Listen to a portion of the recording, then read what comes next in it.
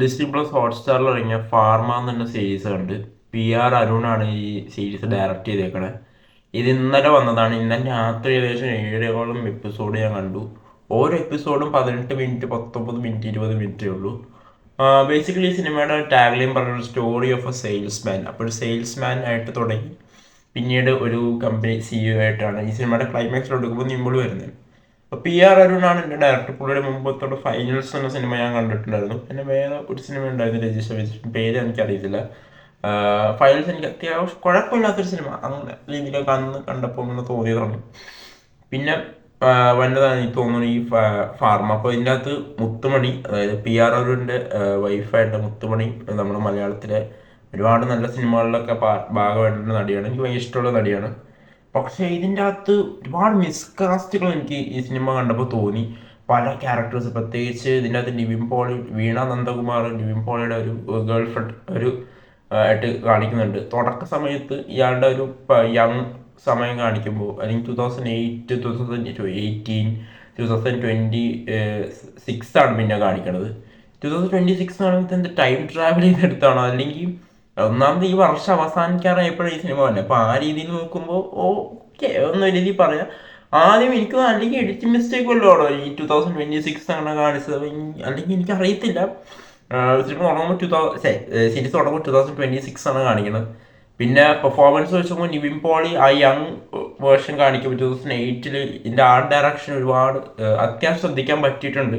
പിന്നെ Swift design ഒക്കെ കാണിക്കുന്നുണ്ട്. അത് ഈ പുതിയ സ്വിഫ്റ്റ് ഡിസൈൻ ആയിട്ടാണ്. ആ സമയത്ത് സ്വിഫ്റ്റ് ഡിസൈൻ ഒന്നും അങ്ങനത്തെ ഒരു മോഡലല്ല അവർ കാണിച്ചത്. അതൊന്നും ശ്രദ്ധിക്കാമെന്ന് തോന്നിപ്പോയി. പിന്നെ സിനിമാറ്റോഗ്രാഫി ബൈ അഭിനന്ദൻ രാമാനുജൻ. കൂടുതലും ഒരുപാട് സിംഗിൾ ഷോട്ടുകൾ വരുന്നുണ്ട്. പക്ഷെ അതിനൊന്നും എക്സിക്യൂഷനൊക്കെ എനിക്ക് അത്രയും നന്നായിട്ട് എക്സിക്യൂട്ട് ചെയ്തതായിട്ട് എനിക്ക് തോന്നിയില്ല. പേഴ്സണലി പറയുകയാണെങ്കിൽ ഒരുപാട് സിനിമാറ്റോഗ്രാഫി ആണെങ്കിൽ വലിയ കാര്യം എടുത്ത് പറയാത്തൊക്കെ ഒരു ഓർത്ത് വെക്കാൻ പറ്റുന്ന ഷോട്ടൊന്നും ഇതിനകത്തില്ല. ഇങ്ങനെ ക്യാമറ ഇങ്ങനെ ട്രാക്കിൽ വെച്ച് ഇങ്ങനെ ഓടിച്ചുകൊണ്ടിരിക്കുക, അത് പ്രത്യേകിച്ച് ഒരു ഇമ്പാക്റ്റ് തോന്നില്ല.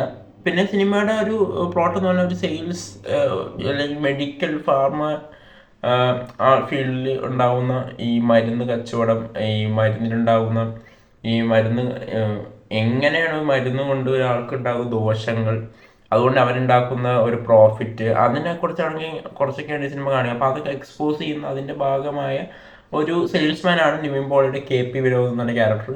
ആ ഒരു യങ്ങർ വേർഷൻ നിവിൻ നന്നായിട്ട് ചെയ്തിട്ടുണ്ട്. പക്ഷെ പിന്നീട് ഈ എഫക്റ്റ് ചെയ്യുന്നതിന് ശേഷം പിന്നീട് വർഷങ്ങൾക്ക് ശേഷം ഇപ്പോൾ 2018 ഇതിൻ്റെ പിന്നീടുള്ള ടൈമിലേക്ക് കാണിക്കുന്നത്. പിന്നെ അവന് 2026 കാണിക്കുന്നുണ്ട്.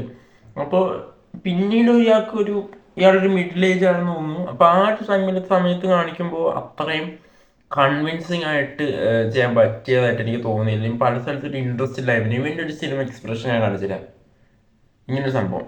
പിന്നെ രജിത് കപൂർ അഭിനയിച്ചിട്ടുണ്ട്. പുള്ളി ഒരു സ്റ്റേറ്റ് അവാർഡ് വിന്നറാണ്, കേരള സ്റ്റേറ്റ് അവാർഡ് വിന്നർ. ഒരു നോൺ മലയാളി ആക്ടർ ആണെങ്കിൽ പോലും, നോൺ കേരളൈറ്റ് ആണെങ്കിൽ പോലും പുള്ളി അത്ര നല്ല ലിപ്സിങ് ചെയ്യണം. പക്ഷെ ഇതിൻ്റെ അകത്ത് ഒരുപാട് പേർക്ക് ഒരുപാട് സ്റ്റോറീസ് നമുക്ക് പറയാം. വേണമെങ്കിൽ ഒരുപാട് സാധ്യതകളും ഒരുപാട് ഇത്തരമൊരു ടോപ്പിക്, ഇത്തരമൊരു തീം, ഒരുപാട് സാധനങ്ങൾ പറയാം. മെഡിക്കൽ ഫീൽഡിൽ നടക്കുന്ന, അല്ലെങ്കിൽ ഫാർമ ഫീൽഡിൽ, ഇത്തരം ഫീൽഡിൽ നടക്കുന്ന ചതികൾ, അല്ലെങ്കിൽ അതിന് എന്തൊക്കെ ഉടായ്പ കാണിച്ച് മറ്റേ പൈസ ഉണ്ടാക്കുന്ന പരിപാടി, അങ്ങനത്തെ ഒരു സംഭവമാണ് ഇതിനകത്ത് ഉദ്ദേശിച്ചത്. പക്ഷെ അതൊന്നും എവിടെ എനിക്ക് ഒരുപാട് സ്ഥലത്ത് വർക്കാവാതെ ഇരുന്ന പോലെ എനിക്ക് തോന്നി. പിന്നെ പ്രത്യേകിച്ച് ഒരു ഹാപ്പനിങ് ഇല്ല. ഭയങ്കര അമച്ചറായിട്ട് ഡയറക്ഷനൊക്കെ ഭയങ്കര അമച്ചറായിട്ട് തോന്നി. പ്രത്യേകിച്ച് ജൂൺ ആർട്ടിസ്റ്റ് ഒരു സീനുണ്ട്, അതായത് നിവിൻ പോളി ഒരു ഓട്ടോ ഡ്രൈവറിനോട് കണ്ടിട്ട് എന്തോ സംസാരിക്കും, വിവരം അന്വേഷിക്കുന്ന സീനാണ്. ആ സീനിൽ ഒരു ക്യാമറ അവിടെ വെച്ചേക്കുക. അപ്പോൾ പുറകിൽ ഒരു വേറൊരു ഓട്ടോ ഡ്രൈവർ ഇങ്ങനെ തിരിഞ്ഞു നോക്കുക. അത് അവിടെ ഷൂട്ടിംഗ് നടക്കണമെന്ന് നമുക്ക് കൃത്യമായിട്ട് മനസ്സിലാവും. ഷൂട്ടിംഗ് നടക്കണ ക്യാമറയിൽ നോക്കാന്ന് ഇങ്ങനെ നോക്കുക. അതുകൊണ്ട് ജൂനിയർ ആർട്ടിസ്റ്റുകളുടെ ആക്ടിങ് ഒക്കെ ഭയങ്കര ഒരു ആർട്ടിഫിഷ്യലായിട്ട് നമുക്ക് തോന്നും, അല്ലെങ്കിൽ ഭയങ്കര അമച്ചറായിട്ട് നമുക്ക് തോന്നുന്ന രീതിയിലുള്ള മേക്കിങ്ങും കാര്യങ്ങളൊക്കെ എനിക്ക് സിനിമയിൽ കണ്ടപ്പോൾ തോന്നി.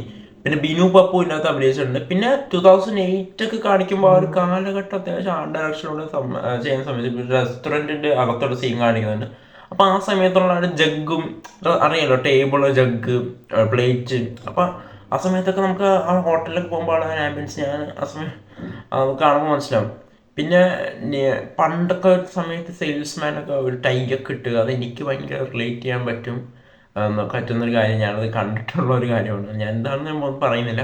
എനിക്കത് കാണുമ്പോൾ ഒരു എവിടെ ഒരു റിലേറ്റ് ചെയ്യാൻ പറ്റുന്ന ഒരു സംഭവമായിട്ട് തോന്നി. പിന്നെ ഞാൻ കണ്ട കാര്യമാണ്, ഞാൻ ജോലി ചെയ്യുന്നതല്ല, ഞാൻ കണ്ട ആൾക്കാരുണ്ട്, ഞാൻ പറയുന്നില്ല എന്താണെന്ന് ഞാൻ പറയുന്നില്ല. പിന്നെ പിന്നെ പറയാൻ തോന്നുന്നു മുത്തുമണിയുടെ ഭയങ്കര മിസ്കാസ്റ്റ് ആയിട്ട് തോന്നി മുത്തുമണിയുടെ ക്യാരക്ടർ. അതൊരു മാസൊക്കെ ആയിട്ട് കാണിക്കാൻ തോന്നി. അതൊന്നും അത്രയും അങ്ങനെ കാണിക്കേണ്ട ഒരു ടൈപ്പ് ഒരു കുറേയും കൂടി ഒരു റിയലിസ്റ്റിക് ആക്കാമായിരുന്നു എന്ന് എനിക്ക് തോന്നിപ്പോയി. പിന്നെ സാഫ് ബോയ് ഉണ്ട്, സാഫ് ബോയ് നന്നായിട്ട് അഭിനയിച്ചിട്ടുണ്ട്. ന്യൂ ജോയിൻ ഒരു പുതിയ സെയിൽസ് മാൻ്റെ ഒരു ഉണ്ടാകുന്ന ഒരു ക്യൂരിയോസിറ്റിയും അല്ലെങ്കിൽ എന്ത് ചെയ്യണം എന്ന് അറിയാതെ നിൽക്കുന്ന നിവിൻ പോളിയുടെ ആ ഒരു സ്റ്റേറ്റ് പോലും നിവിൻ പോളി ഫസ്റ്റ് ഇതൊക്കെ ചെയ്തിട്ടുണ്ട്. അത് തന്നെ. അപ്പോൾ നിവിൻ പോളിയുടെ അതേ അവസ്ഥ തന്നെ ഈ നിവിൻ പോളി കടന്നുപോയ കാര്യങ്ങൾ അതൊക്കെ കണക്ട് ചെയ്തുകൊണ്ട് ഈ സാഫ് ബോയുടെ ക്യാരക്ടറിലോട് വീണ്ടും നമുക്ക് അത് ആ രീതിയിൽ കണക്ട് ചെയ്യുന്നതായിട്ട് എനിക്ക് കണക്ട് ചെയ്ത് കാണിച്ചാൽ എനിക്ക് ഭയങ്കരമായിട്ട് ഇഷ്ടപ്പെട്ടു നിവിൻ്റെ.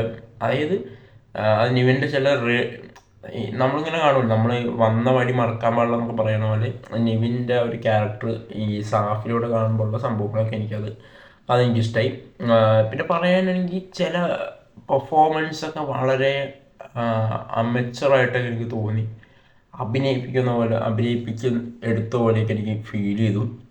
പിന്നെ ഒരുപാട് സാധ്യതകളുള്ള ഒരു സംഭവമാണ് ഇത്. വളരെ ലൂസായിട്ട്, വളരെ ലേസി ആയിട്ട്, വളരെ ഫ്ലാറ്റായിട്ട്, പിന്നെ പ്രഡിക്റ്റബിൾ ആയിട്ട് നമുക്കറിയാം അവസാനം ഇങ്ങനെയൊക്കെ സംഭവിക്കും എന്ന് ഞാൻ വിചാരിച്ചൊരു സംഭവം തന്നെയാണ് അതിൽ ടോസ് ടൈലൻഡ് കൊടുത്തത്. വളരെ ഒരു പ്രത്യേകിച്ച് ഒരു ഐഡിയ, ആ തീം ആക്ച്വലി നല്ലതാണെങ്കിൽ പോലും വളരെ ക്ലീഷേഡായിട്ട്, വളരെ ഒരു പ്രത്യേകിച്ചൊരു എക്സൈറ്റ്മെൻറ്റ് ഉണ്ടാക്കാത്ത, ഒരു ഹൈ മൊമെൻ്റ് ഇല്ലാത്ത. പിന്നെ ശ്രുതി രാമചന്ദ്രൻ്റെ പെർഫോമൻസ് എനിക്ക് ഭയങ്കരമായിട്ട് ഇഷ്ടപ്പെട്ടു.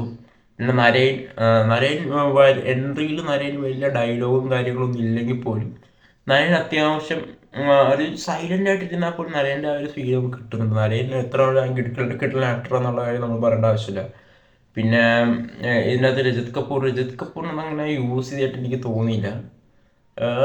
എനിക്കങ്ങനെ തോന്നിയില്ല. അത് ഒരുപാട് സ്ഥലത്ത് ഭയങ്കര അമച്ചറായിട്ട്, ഭയങ്കര ഫ്ലാറ്റായിട്ടും ഇതിൻ്റെ സ്ക്രീൻ പ്ലേ സ്ക്രിപ്റ്റൊക്കെ തോന്നി. അപ്പോൾ നിവിൻ ലാസ്റ്റ് ഇങ്ങനെ പറയുന്നുണ്ട് യുവർ കം ബാക്ക് എന്ന്. എനിക്ക് അങ്ങനെ കം ബാക്ക് ആയിട്ടൊന്നും തോന്നിയില്ല. അത് ചിലപ്പോൾ നിങ്ങൾക്ക് വേറെ ആരെങ്കിലും തോന്നിയേക്കാം. സോ അതാണ് ഫാർമ. ഡിസ്നി പ്ലസ് ഹോട്ട്സ്റ്റാറിലുണ്ടായത് 8 എപ്പിസോഡൊന്നും ഉള്ളൂ. പെട്ടെന്ന് കണ്ടു തീർക്കുക.